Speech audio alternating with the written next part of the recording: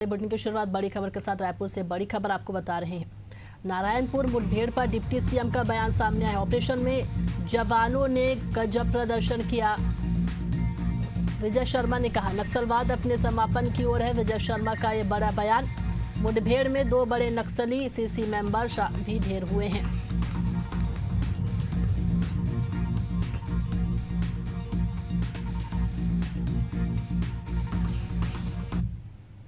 नारायणपुर जिले में और कोकामेटा थाना क्षेत्र के अंतर्गत महाराष्ट्र के बॉर्डर के पास 2 बड़े नक्सली, मतलब वो सीसी मेंबर हैं, बड़े दिनों से सक्रिय हैं और वो दोनों कल न्यूट्रलाइज हुए।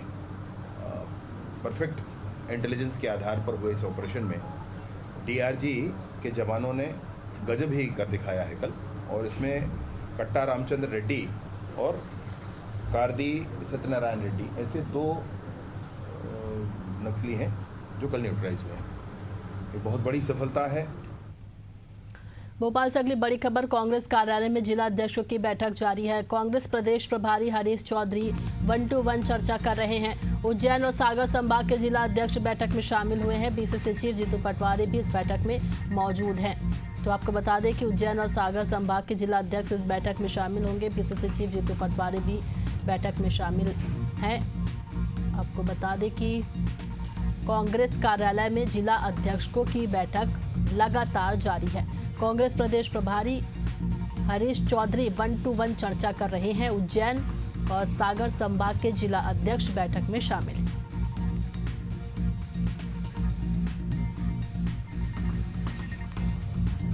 तो कांग्रेस कार्यालय में जिला अध्यक्षों की बैठक जारी। आपको बता दें कि कांग्रेस प्रदेश प्रभारी हरीश चौधरी 1-to-1 चर्चा कर रहे हैं। आपको बता दें कि उज्जैन और सागर संभाग के जिला अध्यक्ष इस बैठक में शामिल है। पीसीसी चीफ जीतू पटवारी भी बैठक में मौजूद हैं। और वहीं आपको ये भी बता दें कि जिला अध्यक्षों को लेकर कांग्रेस लगातार बैठक कर रही है, 1-to-1 चर्चा कर रही है। किस तरह से पार्टी को मजबूत करना है, संगठन को मजबूत करना है, इसको लेकर जिला अध्यक्षों की ये बैठक है। आपको बता दें कि पीसीसी चीफ जीतू पटवारी भी इस बैठक में मौजूद हैं।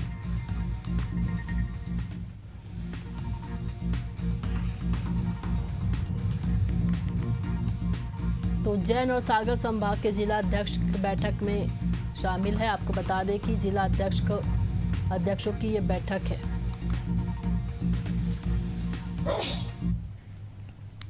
देहरादून से अगली खबर। धामी कैबिनेट की बैठक जारी है। सीएम पुष्कर सिंह धामी की अध्यक्षता में यह बैठक की जा रही है। कई महत्वपूर्ण बिंदुओं पर मुहर लगेगी। आंगनबाड़ी कार्यकर्ताओं की पदोन्नति नियमावली में भी संशोधन हो सकता है। कई महत्वपूर्ण बिंदुओं पर मुहर लगेगी। आंगनबाड़ी कार्यकर्ताओं की पदोन्नति नियमावली को लेकर भी संशोधन की बात की जा रही है। तो धामी कैबिनेट की यह बैठक जारी है। इस बैठक को लेकर आपको बता दें कि कई महत्वपूर्ण बिंदुओं पर आज मुहर लग सकती है। आंगनबाड़ी कार्यकर्ताओं की पदोन्नति नियमावली में हो, इसको लेकर भी संशोधन हो सकता है।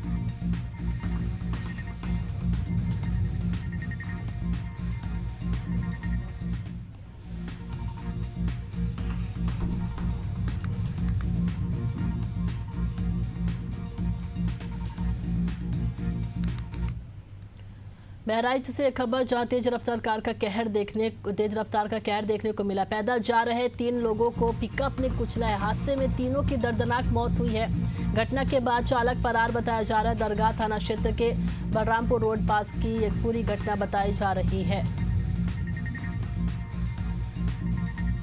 तो तेज रफ्तार का कहर देखने को मिला। आपको बता दें कि 3 लोगों की दर्दनाक मौत हुई है इस हादसे में। पिकअप ने 3 लोगों को कुचला। घटना के बाद चालक फरार बताया जा रहा है। दरगाह थाना क्षेत्र के बलरामपुर रोड की ये पूरी घटना बताई जा रही है।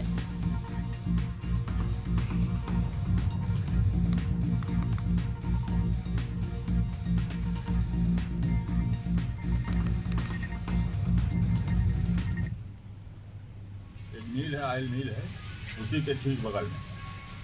ये क्या हुआ था पूरी बात? ये घर से वो अपना खेत को जा रहे थे अपना, और 2 औरतें फूल तोड़ने गई थी पार्क में, जो 10 कदम की दूरी पे। पार्क से लौटते समय एकदम बिल्कुल बाएं साइड पे ये गाड़ी वाला ने मारा है। बहुत तेज स्पीड थी इसकी, और मार के एकदम शीशम के पेड़ में लड़ा है, तब जाके रुकी है गाड़ी। बेमेतरा से अगली खबर, नेशनल हाईवे 30 पर भीषण सड़क हादसा हुआ है। ट्रक और टैंकर में जबरदस्त टक्कर हुई है, एक की मौत हुई है। टक्कर के बाद टैंकर के परखच्चे उड़े। 2 गंभीर घायलों को जिला अस्पताल भेजा गया है। खंडसरा चौक के क्षेत्र के उमरिया चौक की पूरी घटना बताई जा रही है। और ये देखिए तस्वीरें आपके सामने। ट्रक टक्कर के बाद टैंकर के परखच्चे उड़ गए हैं। तस्वीरों में आप साफ समझ सकते हैं कि कितनी जोरदार ये टक्कर हुई है। इस जबरदस्त टक्कर में एक की मौत हुई है, वहीं 2 गंभीर रूप से घायल बताए जा रहे हैं, जिन्हें जिला अस्पताल भेजा गया। खंडसरा चौकी क्षेत्र के उमरिया चौक की पूरी घटना बताई जा रही है।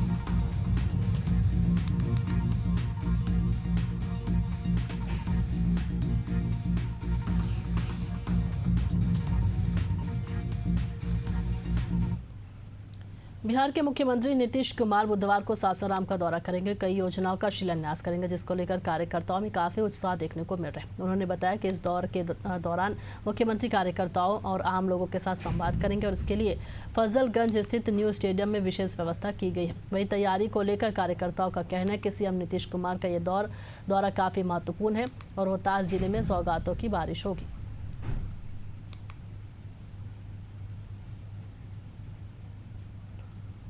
मंत्री जी जो आ रहे हैं, बिहार में जो इन्होंने काम कर दिया विकास का, समाज का, लोग पहले कहते थे कहाँ के हैं बिहार के कोई नेता को, अब देश यह पूछता है कि आप कहाँ के हैं, नीतीश जी वाले बिहार के हैं। मतलब बिहार का नाम अब नहीं रह गया, अब नीतीश का बिहार हो गया। और आने वाला कल इनके विकास के कामों से पूरा मैं नीतीश कुमार के नाम से बिहार लिखा जाएगा। अब कितना काम गिनाया जाए, एक से एक काम किए जो कोई सोच नहीं रहा था।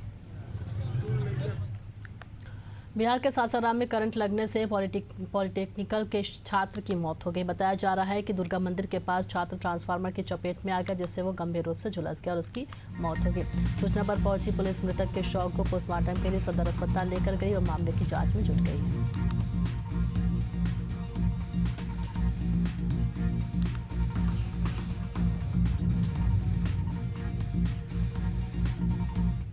बड़ी खबर महासमुंद से आपको बता रहे हैं, पालकों ने स्कूल में ताला जड़ा है। स्कूल की जर्जर बिल्डिंग की छत से पानी टपक रहा है। पानी टपकने से परेशान थे बच्चे।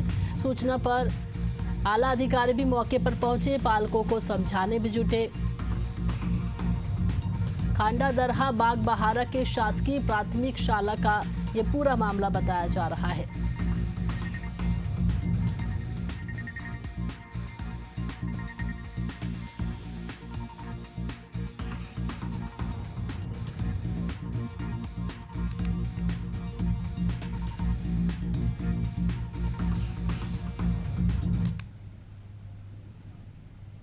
रायपुर से अगली बड़ी खबर, भूपेश बघेल के बयान पर विजय शर्मा का पलटवार देखने को मिला है। मानसिक स्थिति अस्थिर है टिप्पणी पर विजय शर्मा ने कहा कि ये नक्सलवाद का खात्मा क्यों नहीं चाहते थे। बड़ी संख्या में नक्सली मुख्यधारा में आना चाहते हैं। मेरी मानसिकता स्थिर है, बस्तर में विकास पहुंचा है। खबर आपको बता रहे हैं राजधानी रायपुर से, जहां भूपेश बघेल के बयान पर विजय शर्मा ने पलटवार किया है। कहा कि मानसिक स्थिति अस्थिर टिप्पणी पर विजय शर्मा ने कहा कि ये नक्सलवाद का खात्मा क्यों नहीं चाहते थे। बड़ी संख्या में नक्सली मुख्यधारा में आना चाहते हैं। मेरी मानसिकता स्थिर है, बस्तर में विकास पहुंचा है। मेरी मानसिक स्थिति बिल्कुल इस बात पर स्थिर है कि बस्तर के कोने कोने तक भारत का संविधान लागू होना ही चाहिए और बस्तर के गांव के विकास के मार्ग पर बिछे आईडी को हटना ही चाहिए। अभी पुराना हमने कहा था कि फ़ोन पर वीडियो कॉल पर भी बात कर लेंगे, इसमें उनकी सहमति आई। आप समझे बात? उस समय भी इन लोगों ने आक्षेप लगाया था, उस समय भी कहा था कि ये क्या बात है। आप मोबाइल की दुनिया में है भाई, इनको नहीं मालूम हो।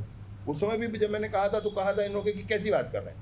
आज नक्सलियों ने उसको स्वीकारा है अपने पत्र में और पुलिस ब्यूरो मेंबर ने कहा है कि हम वीडियो कॉल पर बात करने के लिए तैयार हैं। उसके बाद हम लोगों ने ये कहा है कि आप अगर वाकई सीरियस हैं, क्योंकि पुराने अनुभव हैं सबके, अगर आप वाकई सीरियस हैं इस विषय पर तो आपको चाहिए कि सिविलियन किलिंग बंद करें और जो आईडी बिछाकर आपने रखा है वो हमको बताएं ताकि हम निकाल लें, या आप निकाल करके हमारे समीपस्थ कैंप पर दे दें, या फिर वो आईडी सब समाप्त हो गए हैं ये बताएं।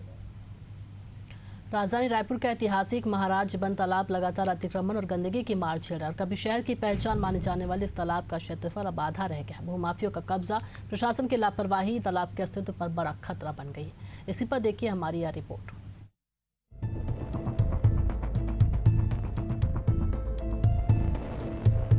रायपुर का महाराज बंद तालाब, जो कभी 54 एकड़ क्षेत्र में फैला हुआ था, अब सिमटकर 36 एकड़ का रह गया है। अतिक्रमणकारियों ने तालाब की जमीन पर कब्जा कर लिया है। मलबा और कचरा डालकर न सिर्फ तालाब को पाटा जा रहा है, बल्कि कई जगहों पर अवैध निर्माण और प्लॉटिंग भी हो चुकी है। उधर नालों का गंदा पानी और सीवेज सीधे तालाब में छोड़ा जा रहा है, जिससे इसकी स्थिति और भी बदहाल हो गई है। राजधानी रायपुर में यूं तो कई तालाब है, लेकिन तालाबों पर अतिक्रमण जो है किस तरीके से हो रहा है, ये वानगी आपको हम दिखाएंगे। इस वक्त मैं महाराजबंद तालाब पे हूँ। ऐतिहासिक तालाब है, बड़ा तालाब है, लेकिन जिस तरीके से यहाँ अतिक्रमण हो रहे हैं, ये आप देखिए, ये सब जो तालाब जो है वो पट गया है पूरा। यहाँ से लेकर वहाँ तक जो है ये पूरा है। दूसरी और जो है हम आपको एक ऐसी चीज़ दिखाएंगे, ये नगर निगम के अधिकारियों को, कर्मचारियों को ये सोचना चाहिए, पार्षद को सोचना चाहिए कि ये जो तालाब है वो देखिए आप, यहाँ घर बने हैं, उसके बाद जो है ये तालाब जो है वो पट रहा है। ये देखिए किस तरीके से जो घरों का मलबा जो निकलता है, घर जो तोड़फोड़ होते हैं, उसका मलबा जो है यहाँ डंप कर दिया जा रहा है, जिससे तालाब जो है कहीं ना कहीं तालाब पर अतिक्रमण जो है वो हुआ है। ये पूरा भाग जो है आप देखिए कि किस तरीके से लगभग 20 से 25 फीट जो है वो यहाँ से लेकर जहाँ घर बना है वहाँ से लेकर ये ऐसे ही पट गया है। और ये पूरा तालाब है, महाराजबंद तालाब है, जिसको पाटा जा रहा है, लेकिन अधिकारी ना तो सुध ले रहे हैं और ना ही पार्षद का किसी तरीके से इस पे हस्तक्षेप हो रहा है, और तालाब जो है वो लगातार पट रहे हैं। किस तरीके से इसका क्या कुछ है, तालाब किस तरीके से पट रहे हैं, इसका टॉप व्यू भी हम आपको दिखाएंगे, और पूरे एरिया में जिस तरीके से इस पर अतिक्रमण हो रहा है वो चीजें भी हम दिखाएंगे। तो हमारे साथ बने रहिए। एक समय था जब राजधानी में कुल 312 तालाब हुआ करते थे, लेकिन अब इनकी संख्या घटकर 167 रह गई है। प्रशासन और नगर निगम की निष्क्रियता से हालात और बिगड़ते जा रहे हैं। हालांकि निगम अधिकारियों का दावा है कि तालाबों के संरक्षण और संवर्धन का काम तेजी से किया जा रहा है। महाराजबंद तालाब का सौंदर्यीकरण भी प्रस्तावित है और अतिक्रमणकारियों पर कार्रवाई की योजना बनाई जा रही है।